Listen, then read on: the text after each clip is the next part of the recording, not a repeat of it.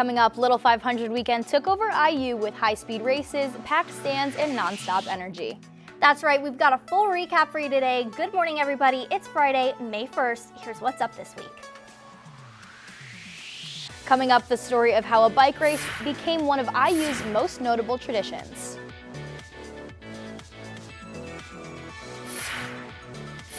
Plus, a Little 500 parody event took place at Showalter Fountain to raise spirits ahead of the weekend. And later, we're sitting down with Little 500 winners Libby Lewis from Alpha Chi Omega and Paul Lee from Black Key Bulls. Stay tuned to hear what they have to say. Hello and welcome to What's Up Weekly. I'm Tegan Emerson. And I'm Grace Morocco. We all know about Little 500, but how exactly did it come to be? From its early days to now, take a look at the history of the Hoosier tradition. From the celebratory events to the races themselves, it's no wonder how the Little 500 weekend earned its nickname, the world's greatest college weekend. This IU tradition has now hit a very impressive milestone, with this being its 75th year. The Little 500 started in 1951, and it started as a way to raise student scholarships and increase camaraderie on campus as well. And the origins of it came from the Indy 500. The founder of it was named Howdy Wilcox, and his dad was an IndyCar driver and won the 1919 Indy 500. The event has evolved to include a women's race starting in 1988 after a team tried to enter the men's race the year prior. It has also been depicted in media, most notably in the 1979 movie Breaking Away, which was filmed at the university in other parts of Bloomington. With it being the 75th anniversary this year, some special moments were planned. We're having alumni races and letting alumni come back and race. The Magdalena Bay concert at the auditorium. We're also, for the first time, we have a beer garden outside of Turn 1. While there are differences in today's Little 5 compared to when it started, the main change has not been in the race itself, but rather the racers who compete in it.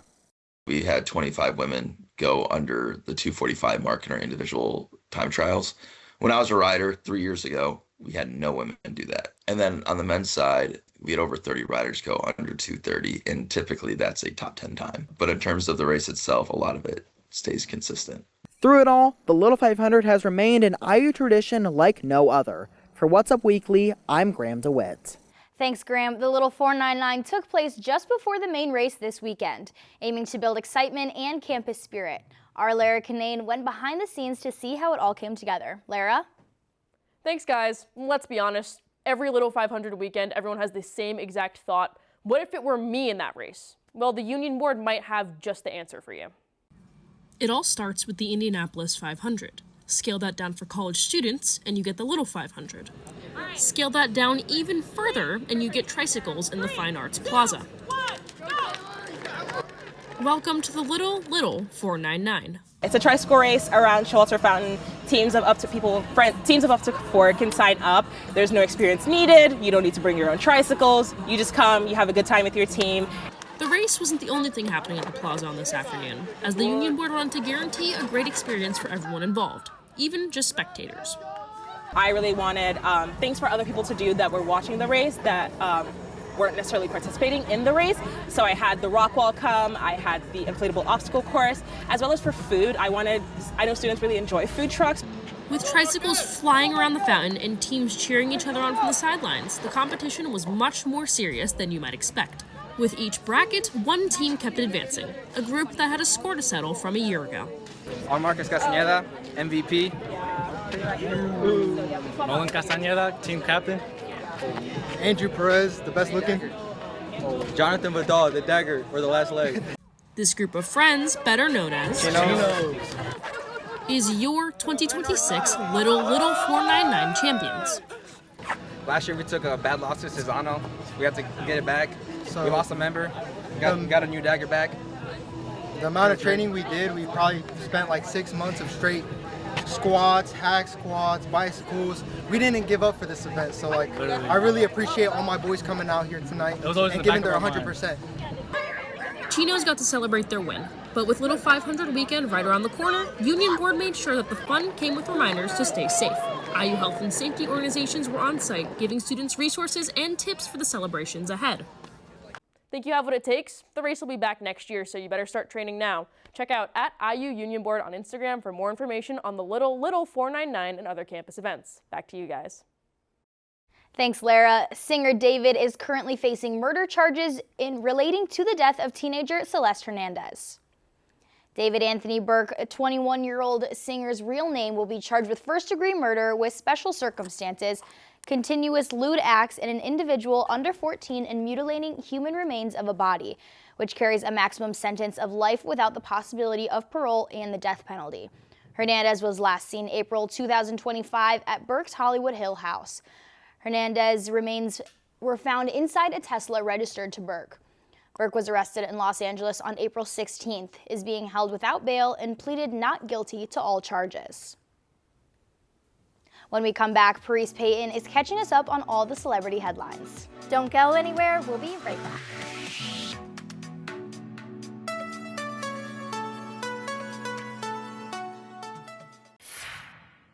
Welcome back to Trending Topics. I'm Paris Payton. Spotify has released its latest global rankings of the most streamed artists. Of course, Taylor Swift leads the all-time list, followed by Bad Bunny and Drake.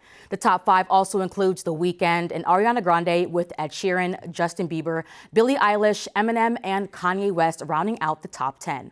Spotify says the list is based on total global streams, showing listening trends across its platform worldwide.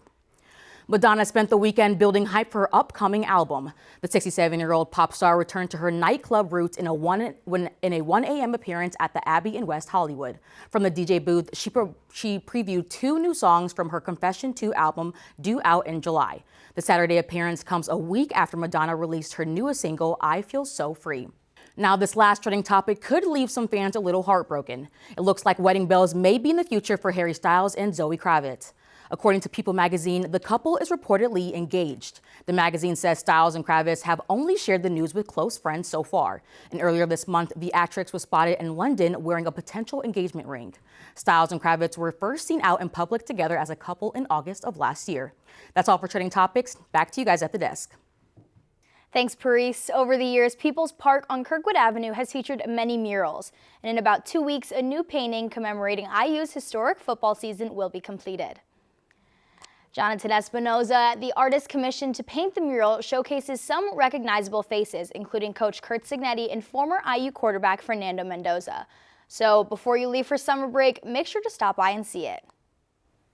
A local family business is showing just how important bees are to everyday life. Hunter's Honey Farm, located just outside of Bloomington, has been producing honey for generations. Owner Tracy Hunter says bees do much more than just make honey. They also play a major role in the food we eat. The farm works with the thousands of hives and helps pollinate crops across Indiana. In fact, they are responsible for every third bite of food that you take today. And things you don't even think about. If you like fried pickles, think a honeybee. If you like blueberries, think a honeybee. If you like almonds, think a honeybee. Because all of those require honeybees to pollinate them. For more information on Hunter's Honey Farm or where to buy their products, you can visit huntershoneyfarm.com. And Drake has announced the release date for his new album, but in an unusual way. The Toronto-born artist has spent months teasing his upcoming project, Iceman. Instead of sharing the date on social media, Drake built an ice sculpture in downtown Toronto and told fans that the release date was hidden inside. Fans quickly took to the streets, melting the ice sculpture to find the release date. A popular Twitch streamer, Kishka, eventually discovered a bag inside, revealing the album will be released May 15th. All right, before we head to break, we have a very special announcement to make. As most of you guys know, Tegan and I are graduating in just a week, and we can't leave the Woo Desk empty. We are so excited to announce that Audrey Lash and Maya Monsalve will be taking over the show. Come on out, guys. Yay! Yay! Yay! Congratulations. Thank you. Hey, we're so excited for you. We are leaving you our mugs. Oh, there you go. Of course. So what are your guys' plans for taking over Woo? Do you have anything exciting in the works? Yes, we definitely have so many exciting ideas brewing in our little brainstorm going on. We want to do a weekly outdoor segment where we take a cameraman with us out into the real world and kind of do Follow something us fun. along, yeah. Yep. Yeah. Oh my gosh. Well, I know you guys are gonna kill it, and I'm so excited to watch. I'm so excited. Oh, no. I miss you guys. All right, you'll be seeing more of Audrey in just a second when she returns for an interview with Little 500 winners Libby Lewis and Paul Lee.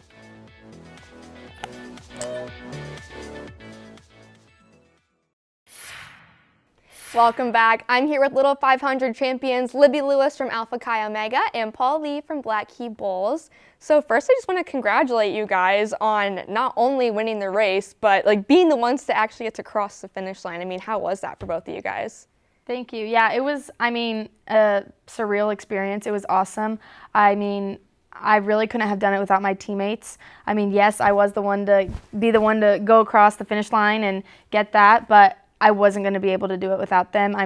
Emma had a heavy set at the beginning. She did like 26 laps at the beginning, which is crazy. Like, we were not planning on her doing that, but she just was a beast and ate the laps. MC and Ellie both did amazing jobs. Getting fast, getting us to the front of the pack. It was awesome. Yeah, definitely. Yeah, and for me, like, I was honestly just still trying to comprehend what happened, because it's like we were definitely on our back foot. We were chasing. Like, I was confident I could have caught, but it's like all of a sudden that happens in front of me. I go around, yellow flag, and I'm rolling around, and then it doesn't go back to green, and then we cross the line, and it's like, it was definitely like very emotional and like kind of confusing at the same time. Yeah, definitely. Well, we'll definitely come back to that later. Libby, this is ACIO's first ever Little 500 victory. Like, what do you think made this year and this team like so different this year? Yeah, I don't know. That's a good question. I feel like, we definitely all trained really hard. So in the fall, there was only 4 of us. We had no rookies. So it was me, Ellie, MC, and Emma. Dave pushed us, our coach. We love him. He's the best. He supports us, whether it's school or biking, pushing us to be better, but also he wants us to have fun, because obviously he rode for Fiji with my dad. So he knows it. He's experienced it. But yeah, and then after we got 3 rookies, Chloe, Maddie, and Charlotte, we just had fun with it. Like, I know we had some serious days and we did train hard. There were days where we were just exhausted. So I definitely think, I won't say we didn't push ourselves, because we did. But it was just like we had fun. Like, before the race, we were all just like singing the music, dancing, and like kind of just took the pressure off of it and like reminded ourselves why we do it. And we have such a like great support system with our house, all of our alum. And I don't know, something different, or something was different about it, but I don't even can't pinpoint it. It was so awesome. Yeah, well, that is so special, just to have those that close group of girls just all there supporting you. I just can only imagine how amazing that is. But Paul, after achieving the back-to-back win, crash aside, what does this moment mean to you as a senior, and what do you think comes next for this team after winning 3 years in a row? I think it means a lot to me, but I think it means more to BKB as an entire organization. We just have the most incredible alumni support. They walk us through everything. They're always there for us whenever we need them. We reach out to them, they reach out to us, and they're really the foundation of the team at the end of the day. And the results that we've had is just truly a testament to their support and the foundation that they laid for our team. And so it really means a lot. Yeah, definitely. What do you think is the next goal? Where do you go from here? Obviously we'd love to do the 4 feet, 5 feet, 6 feet, but right now we're focused on crafting the team for next year. This whole year I've tried to focus on building up those guys that are going to be here next year, and so that they can fill in the shoes of the guys that are leaving. Yeah, awesome. And then Libby, your dad, as you said, he won the Little 500 for Fiji in a sprint finish, just like you did back in 1995. And you did the same thing in this historic 75th anniversary race. Did he give you any advice before going in? Was it kind of oh, well, I did this, you have to do it too? What was that like? Yeah, definitely he wanted me to win and he wanted us to win. I think, had taught me a couple things before about positioning, or I don't know, but at the end of the day, he said, I remember at the race, he was you know what you're doing. He didn't really say anything besides go out there and give it your all, and I knew I wasn't gonna not give it my all, I guess. But then again, just having the support from everybody and seeing how my dad and Dave's relationship still stands 31 years later after they won. Now I know that me and my teammates are gonna have those close relationships and that bond. And yeah, being able to do it on the 75th anniversary of Little 5, I mean, is even crazier. That just like, I don't know, meant something different. But yeah, no, it was kind of just go out there, have fun, you know what you're doing, use the team to work together, and we were able to get it done. Yeah, I love that. That is just so like inspiring and so cool to just be able to have someone like that to like look up to. Like, I love that story.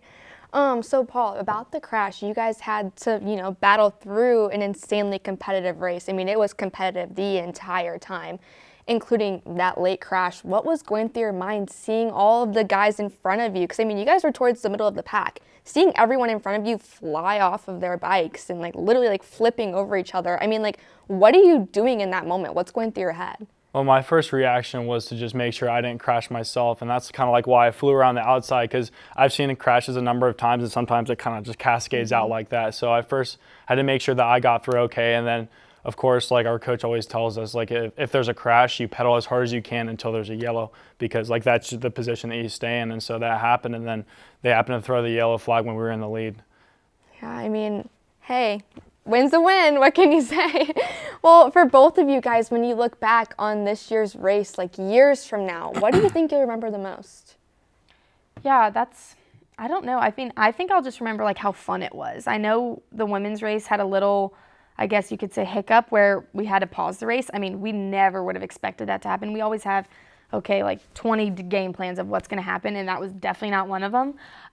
So I think that is just super memorable to be able to like say like I had actually such a fun time in the hour break. We were just sitting in Greg's bike room, kind of like there was no service. So we kind of were just sitting, us four, talking, kind of like away in the corner. And we kind of just like game planned us four, which was like a fun experience. And then those last 37 laps, I think, whatever they were, went by so fast, but it was just so fun. I don't know, it was an awesome day. Yeah. Yeah, I think from this race, like I'm just going to remember how strong this field was.